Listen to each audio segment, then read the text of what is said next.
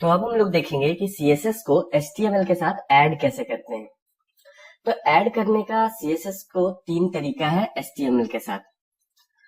पहला है external CSS आप लिखो, दूसरा है इंटरनल और तीसरा है इनलाइन। अब इन तीनों में क्या डिफरेंस होता है ये पहले आप समझ लो, फिर मैं आपको अभी प्रैक्टिकल करके समझाता हूँ। एक्सटर्नल में क्या होता है कि जिस तरीके से हमने एक एचटीएमएल फाइल बनाया था उसी तरीके से हम लोग एक सीएसएस फाइल बनाएंगे और उसको अटैच करेंगे या लिंक करेंगे एचटीएमएल फाइल के साथ। इंटरनल में क्या होता है कि आपको हेड टैग में ऑलरेडी मैं बता चुका हूँ एचटीएमएल के ट्यूटोरियल में कि हेड टैग में आप स्टाइल टैग डालकर उसके बीच में आप अपना सीएसएस लिख सकते हो। इनलाइन में भी मैंने आपको बताया है कि कोई भी टैग पे आप एचटीएमएल के एक एट्रीब्यूट लिख सकते हो स्टाइल, और उसमें स्टाइल डिफाइन कर सकते हो। तो चलिए तीनों को देखते हैं प्रैक्टिकली। तो हमारे पास एक फोल्डर है सीएसएस ट्यूटोरियल, जिसको मैंने अपने एडिटर में इंपोर्ट कर लिया है। तो यहाँ पे एक पहले फाइल बना लेते हैं, कोई भी। फॉर एग्जांपल मैं बना लेता हूँ index.html। ठीक है, मैंने एक एचटीएमएल बना लिया, क्योंकि स्टाइल करेंगे तो एचटीएमएल को ही करेंगे तो वो रहना जरूरी है। तो यहाँ पे मैं कोई फटाफट कर देता हूँ कुछ भी। ठीक है, ये हमारा हेड टैग वगैरह बन चुका है। यहाँ पे मैं क्या करता हूँ कि 2 पी टैग बना देता हूँ, 2 नहीं 3 पी टैग हम लोग बनाएंगे।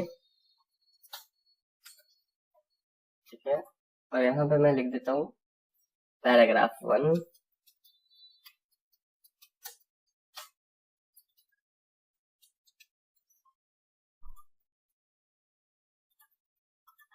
ये हो गया पैराग्राफ 2, ये है पैराग्राफ 3।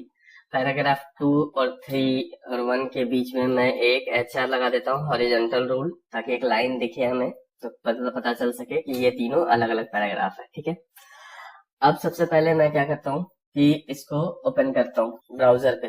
तो उसके लिए हम लोग मेरा CSS ट्यूटोरियल पे जाते हैं हम लोग, और यहाँ पे ओपन कर लेते हैं अपना ब्राउजर में इस फाइल को index.html जो हमने अभी बनाया है। ये रहा हमारा जो हमने 3 पैराग्राफ बनाया है। अभी अब देखो तीनों सिमिलर लग रहा है, तो अब हमें इसे क्या करना है, स्टाइल करना है। तो स्टाइल करने से पहले मैंने आपको बताया कि अभी हमें ये देखना है कि लिंक कैसे करेंगे, ऐड कैसे करेंगे सीएसएस को। तो उसके लिए भी मैंने बताया कि 3 तरीके होते हैं, एक्सटर्नल, इंटरनल और इनलाइन। तो सबसे पहले मैं आपको बताता हूँ एक्सटर्नल। एक्सटर्नल के लिए मैंने क्या बताया कि एक फाइल बनाना होता है, .css उसका एक्सटेंशन होगा, और नाम आप कुछ भी रख सकते हो। जिस तरीके से HTML में .html रखते थे, CSS फाइल में आपको .css रखना है। तो हम लोग क्या करते हैं, यहाँ पे एक और फाइल बनाते हैं अपने फोल्डर में, जिसका नाम रखते हैं style.css। हमने एक फाइल बना दिया। अब यहाँ पे हम लोग अपना स्टाइल लिखेंगे। ठीक है, तो स्टाइल लिखने में हमारा जो मैंने सेंटेक्स बताया वो डायरेक्ट लिखना स्टार्ट कर देंगे, हमें यहाँ पे और भी कुछ लिखने की जरूरत नहीं पड़ेगा। तो हमने अब तक सेंटेक्स जो सीखा है वही लगाते हैं। मैं यहाँ पे सेलेक्टर देता हूँ P tag, curly braces open और क्लोज करता हूँ, उसके बीच में मैं लिख देता हूँ अपना जो भी लिखना है मुझे स्टाइल। मान लो मैं कलर को रेड करना चाहता हूँ, ठीक है, तो मैं यहाँ लिख देता हूँ रेड। ठीक है, मैंने यहाँ रेड लिख दिया और इसको सेव कर देता हूँ। बट अगर आप अभी जाकर अगर इसको रिफ्रेश करोगे तो आप देखोगे ये रेड नहीं हो रहा, ये ब्लैक है अभी भी पैराग्राफ का कलर। ठीक है, तो क्यों नहीं हो रहा, क्योंकि अब तक लिंक नहीं हुआ है। तो लिंक करने के लिए हमें क्या करना होगा कि अपने HTML में जाना होगा, हेड टैग के अंदर हमें क्या करना है, यहाँ पे एक लिंक टैग लगाना है। तो हम यहाँ पे लिखते हैं लिंक, और इसके अंदर हम लोग एट्रीब्यूट देते हैं। पहला लेते हैं REL एट्रीब्यूट, उसमें हम लोग बताएंगे कि ये है क्या। तो ये क्या है, स्टाइल शीट है। तो हमने लिख दिया स्टाइल शीट।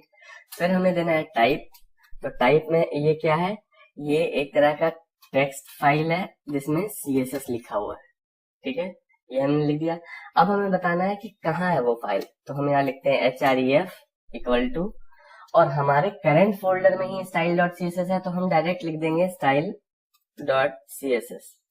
बट अगर ये किसी फोल्डर के अंदर होता, मान लो CSS नाम का एक फोल्डर यहाँ पे बनाते हैं और उसके अंदर style.css रखते हैं, तो यहाँ पे हमें देना होता उस फोल्डर का नाम, जैसे CSS/style.css। बट अभी हमारे जो HTML है उसी फोल्डर में है वो, तो हम लोग इसको हटा देते हैं, डायरेक्ट उसका बस नाम मेंशन कर देते हैं।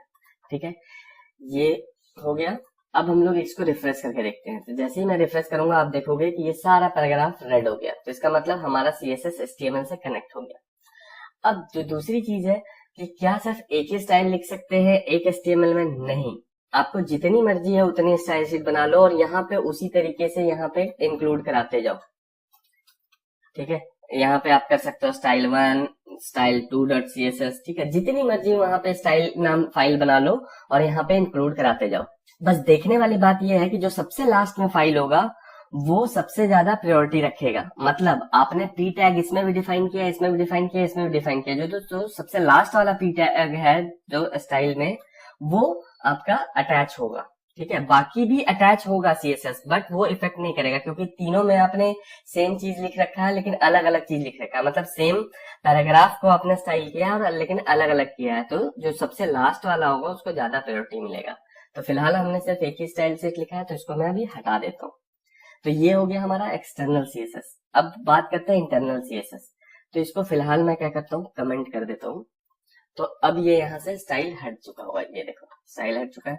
अब हम लोग बात करते हैं इंटरनल। तो इंटरनल में मैंने आपको बताया था कि इंटरनल में आपको क्या करना होता है कि हेड टैग के बीच में, ये देखो ये जो दोनों हेड टैग है इसके बीच में आपको एक टैग लेना होता है स्टाइल।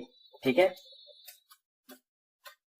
स्टाइल टैग है, इसके बीच में हमें CSS लिखना है। तो इसके बीच में जो भी CSS लिखेंगे तो वो पर्टिकुलर इस पेज पे आ जाएगा इफेक्ट। अब देखो मैं यहाँ पे फिर से वही सेम काम करता हूँ, पी लेता हूँ और अब की बार कलर को क्या कर देता हूँ, ब्लू कर देता हूँ।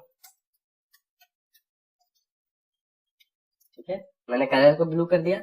अब जब मैं इसको रिफ्रेश करूंगा तो पैराग्राफ हो गया ब्लू। तो ये है इंटरनल CSS जिसमें आप क्या करते हो, स्टाइल लिख देते हो। अब देखो ये स्टाइल आप कहीं भी लिख सकते हो, जरूरी नहीं है कि हेड टैग में लिखो, लेकिन एक नियम होता है, एक रूल होता है। तो रूल यही कहता है कि आप हेड टैग में लिखो, बट जरूरी नहीं है। आप इसको यहाँ से कट करके अगर आप चाहो तो इसको बॉडी के नीचे भी लिख सकते हो, जहां मर्जी वहां लिख सकते हो, क्योंकि मैंने आपको बताया था कि HTML एरर नहीं देता है। वो क्या करेगा, अपने हिसाब से ट्राई करेगा कि वो बेस्ट कर सके। ठीक है, तो आपने कोई गलती भी की है ऐसे छोटे मोटे रूल्स में तो आपका